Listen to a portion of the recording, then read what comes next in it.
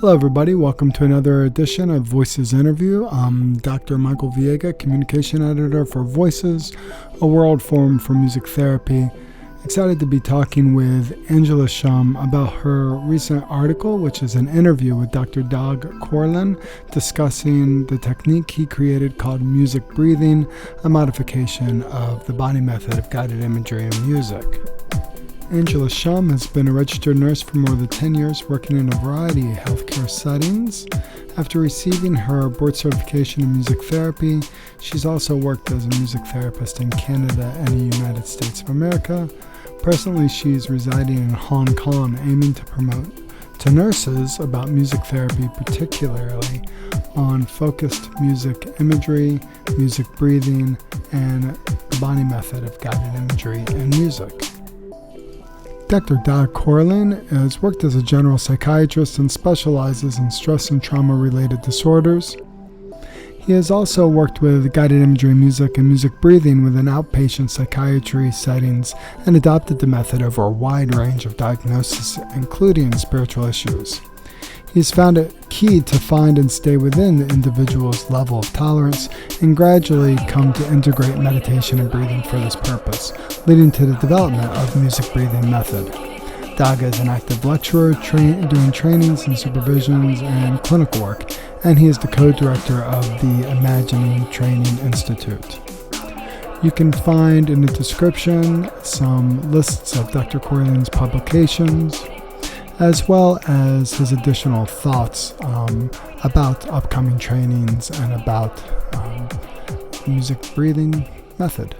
So without further ado, I'd like to welcome Angela and Dag. It's good to be here with you, Angela and Dag. Welcome. And thank you, Angela, for presenting this interview with Dag on Voices, and for readers to get to know more about the technique of music and breathing. And I would just like to open up and start with, Angela, as an author, your relationship to what motivated you to interview Dag about music and breathing and bring this to Voices. I actually received music breathing training with Dr. Körlin, and I find that even with the training, I feel like I don't get enough of what I need to know about music breathing. I feel like I just like grab like the preliminary of what it is, but I really want to spend so much time with the training. I want to dig in more, even though with the training I feel like I need to know more, and so that's motivated me to spend more time. I think with the interview, it actually helped me to understand the whole concept, the whole technique a little bit more, so that get me really want to do it. Yeah. Can you share with us just a little bit of your own background, as a fellow in the body method of guided imagery and music, and now, with modifications of GIM that are occurring, and what was your path moving into the journey of being a body method trained music therapist, and then seeking extra training with music and breathing? Yeah.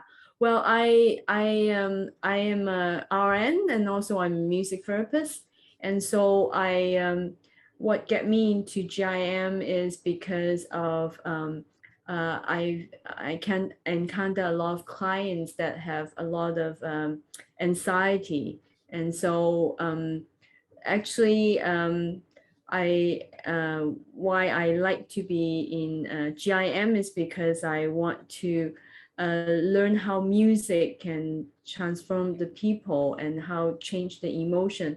But I realize a lot of people cannot dealing well with their own emotion. Like if they have anxiety, if they really couldn't get them into the music. And I find that not everybody suitable for GIM. So I try to make it more generalized, like more people can accept this method. And so I think a Mm-hmm. modification is needed. And I think breathing will be a good way to get people into a little bit closer using this technique. Yes, right. Yeah. That clinical decision making that comes with not everybody is ready for the Yeah. deep work that the body method offers, and modifications spun out Lisa Summers' work, and modifications spun out from that. And of course, Dag creating the music and breathing technique modification coming out. Welcome. Thank you for being here with us. And can you maybe introduce a little bit about the background of how this technique spun from the work of the body method? Yeah, it came during my initial attempts to apply the Bonner method within psychiatry with with inpatients and also with outpatients who mostly have had stress disorders, anxiety disorders, and Mhm. a fair amount of PTSD with low frustrational tolerance. They had difficulties to tolerate strong sensory input and emotional frustration and so on. So I found that the expansive music used in the Bonner method was interrupted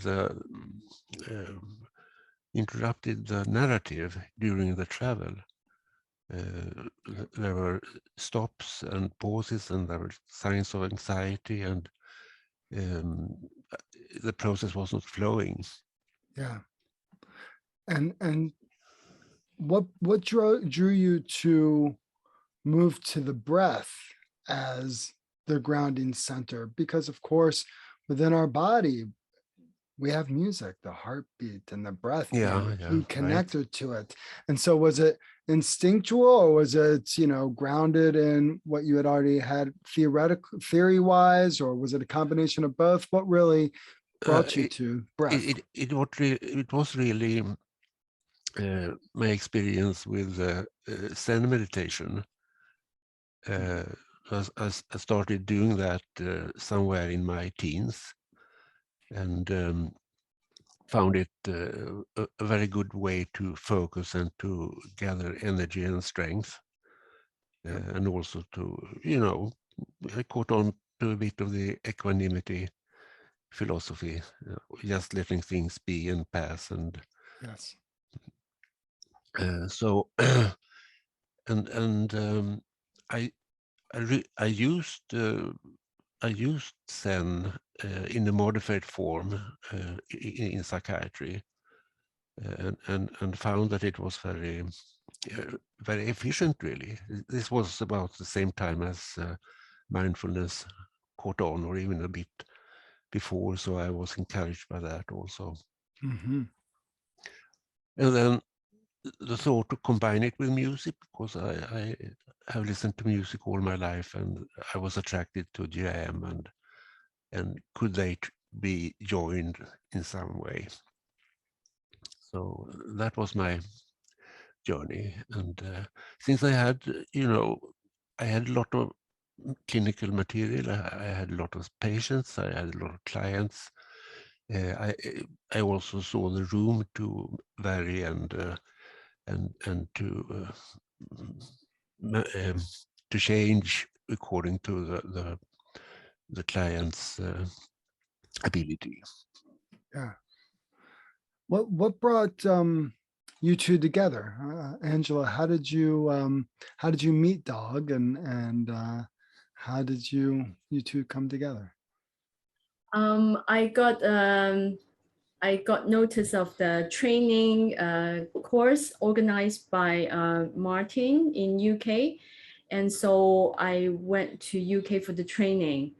And so unfortunately, the second part of the training, we were not able to have it for face-to-face because of the Right. COVID-19. So we turned into online training, but that's the first time that we met in UK. Yeah. That's great. Yeah. And, reading through the article, it really does expand a lot about music and breathing. And there's some excerpts of your interviews in there that people can engage in, that you have generously put within the article. I'm wondering, Angela, what stood out to you through the course of the interviews that you felt was new information or information that really integrated, what you were bringing into your conversations? I think with the connotation that that was set up regarding categories of the music, and with the moderation and the activation, I was not quite sure what it means to me. It seems very obvious to define that, but I don't quite clear grab what it is like and how the level was. So I think through talking to him, I understand a little bit more how to work with this technique, because in the training, I didn't know that was can be doing like home exercise, and that people can actually bring it to home. Is like giving them more power or strength to strengthen themselves, rather than rely on the therapist, which I didn't notice it when I learning this, because I was coming out from a therapist's mind.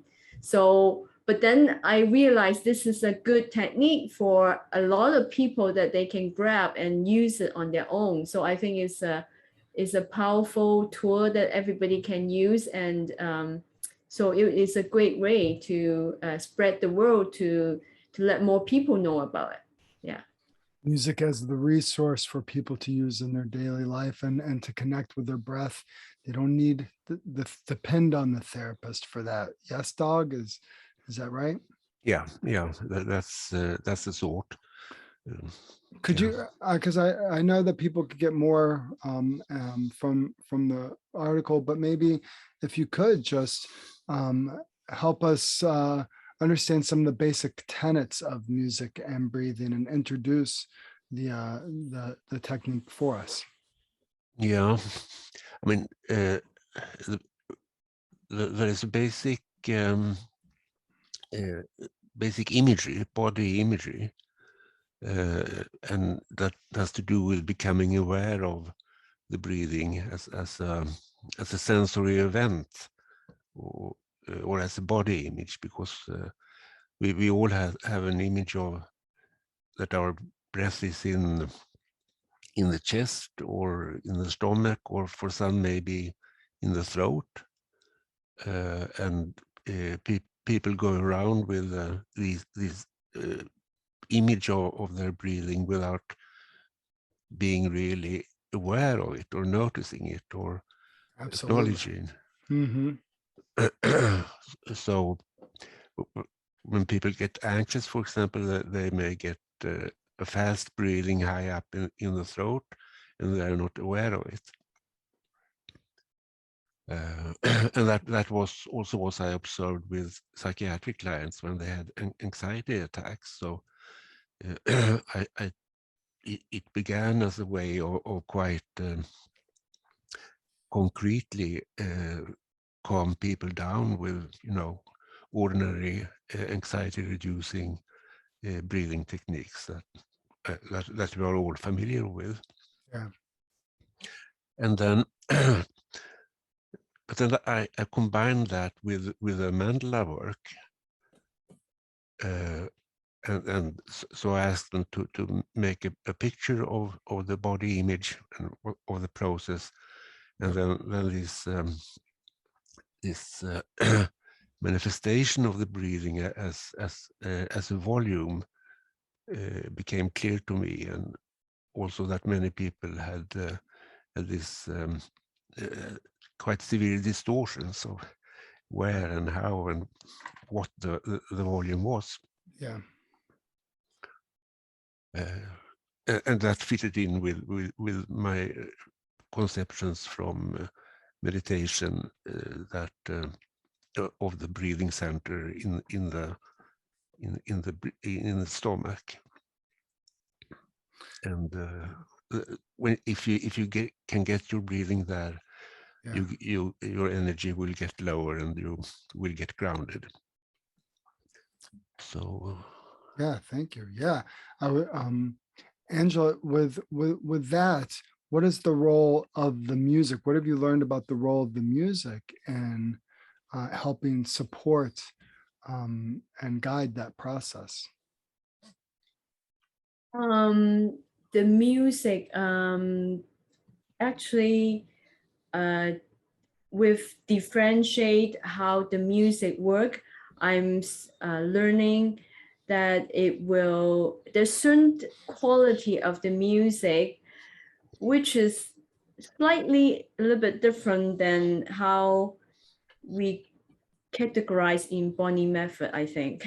With how you differentiate the moderation and the activation, that level. And so it has a different concept, slightly different, not significant different, but slightly different of what you mean by activations, how your body get excited by the music, and then how the music moderation, how we differentiate in different level.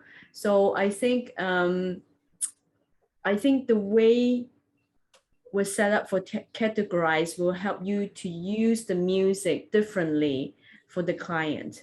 And so the categorization of the music is important because it determines how much you want the client to be activated, to be from the music. So I think that's why I want to know more about how you grab the whole concept of the activation and moderation of the music, and that will a main part of how the music can help the breathing. Dag, would you like to expand upon that? yeah, I can say that in a way you can see the body as an instrument. Yeah, I love that it will resonate. And if you want to activate the breathing center, the middle part, so to speak, then I had a conception of that would be quite low notes, bass notes, right, that would activate the physically that come as a resonance phenomenon. Right. And that would then strengthen the perception and the finding of the breathing center. And that's why I was drawn to early on to music that had that register and didn't do so much, but stay there. And that kind of music then is the bottom of the categorization. It's a low activation and the low modulation end, so to speak. How do people, seek the training? What qualifications are needed for the training? Yeah. And the intended trainings you have that are coming up. Yeah, I think the first qualification is to have a good enough knowledge of and ability to perform Bonnie method guiding. Right. So you have had to come to the last stage of level 3, I think. Okay. And because you need to have a lot of the jam thinking about imagery and process and so on embodied.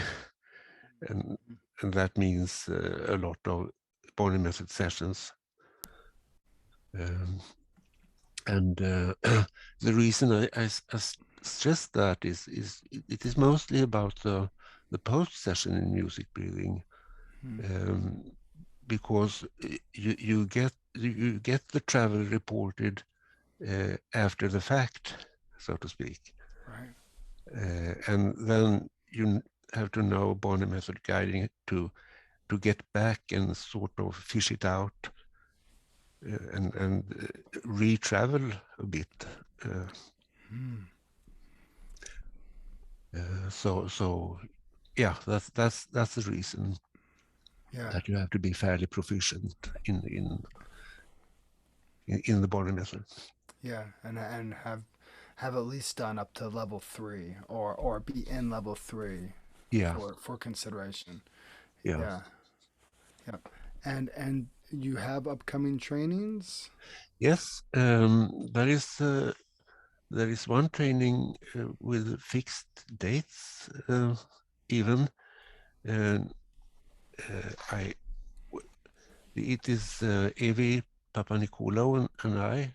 We are doing a training with the first 2-day seminar in March and the second in September. So there is 6 months between the first and the second seminar. That should give you time to perform 6 sessions. Great. And report them. And for our viewers, in the description of the YouTube, I will leave that information in there and links for more information. Yeah. If people so choose, you can go into that description and find more information there. Yeah. So and also it is my intention to train also in other contexts, and I know Angela has expressed an interest, and we are thinking about that. Great. And also Joyu Lee of the US is interested, and so it is, and some other people as well. So it is. I feel encouraged that people find it useful clinically and want to develop. Great. Before we say goodbye, Angela, is there anything else you would like to add about the article in Voices that you feel like is important that we haven't necessarily touched upon today?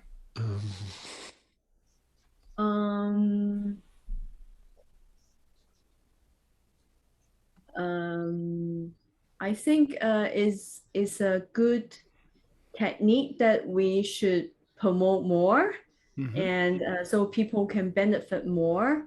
And I think nowadays a lot of people using a lot of breath work, and it's good to include music in this way. So I think it's a method that I hope that can be spread out more.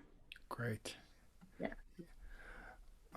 Dag, any last words that you feel like our viewers? Yeah, I maybe I should stress a side of the method is that it is very much step by step. So you do not jump into the pool, so to speak. Right. But you take it gradually. You start by discovering your breathing, and you start to meditate with the breathing, and first in that stage you take the music into the breathing, because it's quite a learning process, and to both breathe mindfully and listen mindfully, and at the same time as you are mindful of your reactions, it's quite an acrobatic. So it takes at least I think 4 or 5 sessions for people to catch on. Right. Yeah. But by the step-by-step process, you also you get a level of safety, so that you don't expose the client to too much. Right. Help contain the Yeah. workload. Yeah, great container. Yeah. Well, thank you, Dag coming from Stockholm, Sweden, and Angela coming from Hong Kong, and me from the Hudson Valley in New York State. So Yeah. it's one benefit of Zoom, certainly for coming from around the Yes. world and sharing this conversation. I could go on and on. So thank you so much for your work, Dag, and introducing this technique for the benefit of people around the world, and Angela for helping bring it forward in voices. It's a great benefit for us all. Thank you, Michael, for this opportunity. Yeah, thank you. Thank you, everybody, for watching. Please look in the description for more information about Angela and Dag's work in music breathing. And also be on the lookout for our newest edition of Voices, Volume 22, Number 3, which will be out in November. Hit subscribe and the notification bell on the YouTube page to receive updates of current content coming out. Expecting Laura Heller's video about her work, Time in Between Music Therapy and Adolescent Girls in a Safe House in Kingston, Jamaica, to be released soon. Also follow us on Instagram, Twitter, and Facebook. Thanks for supporting us, and thanks for watching.